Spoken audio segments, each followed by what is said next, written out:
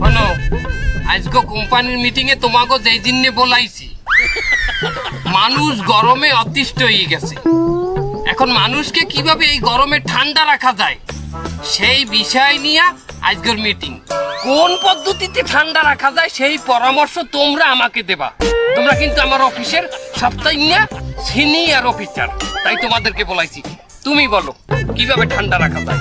বস, আমাদের মূল লক্ষ্য যেহেতু ব্যবসা করা, ব্যবসায় আমাকে লাভবান হতে হবে। আমার মাথায় নতুন একটা আইডিয়া আইছে।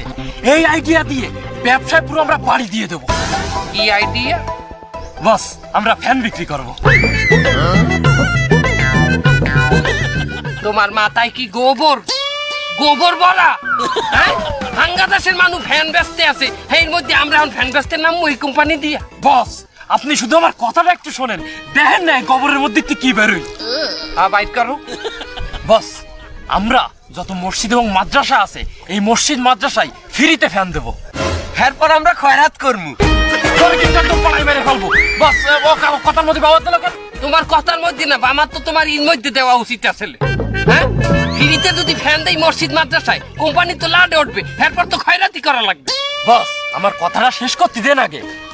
শোনেন, আমরা যে মসজিদ এবং মাদ্রাসায় ফ্রিতে ফ্যান দেব, ওই মসজিদ মাদ্রাসার ইমামকে বলে দেব আপনারা জুম্মার দিন খুতবার আগে যে বয়ান হবে, ওই বয়ানের মধ্যে আমাদের ফ্যানের একটা বিজ্ঞাপন দিয়ে দেবেন।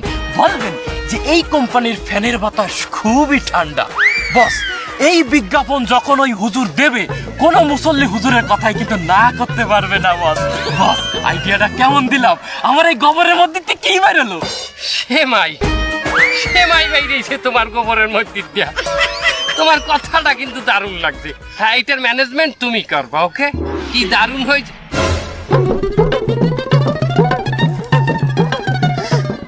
এই এখানে আমার বাইক নিয়ে তোজাম্মেল আছে না? বস, ওরা তো একটু আগেও দেখলাম।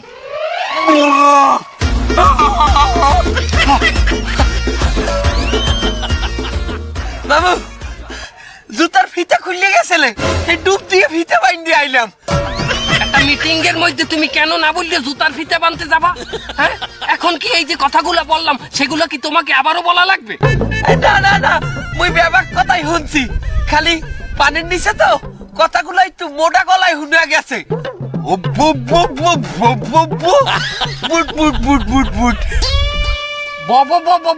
এটা আমাকে কথা, এটা হংস বললাম, কিন্তু বুট বুট বুট বুট বুট এটা কি? এটা কি হংস? ও ভালো কথা। এ তুমি কি ওর পিছনে আসালা?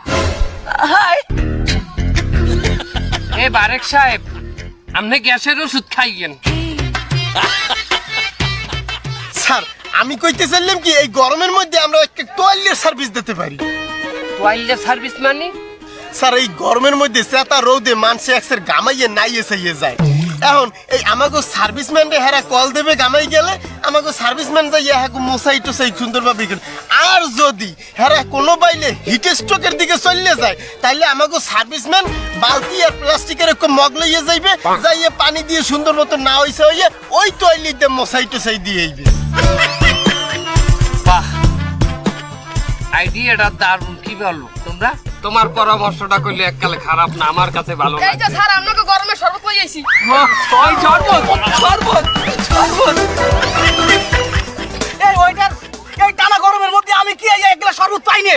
এ মেয়ে, আচ্ছা তো কে অফিসে গ্লাস কয়টা? সাইডে। আর তোমরা কয়জন? 5 জন। তাহলে আমি একটা গ্লাস কি বানামু? একটা খালিও ঘর দিতে আছি। এ মেয়ে, গ্লাস নিয়ে কত কে গ্লাস নে। শরবতই খাবো না, খাওয়া খাওয়া।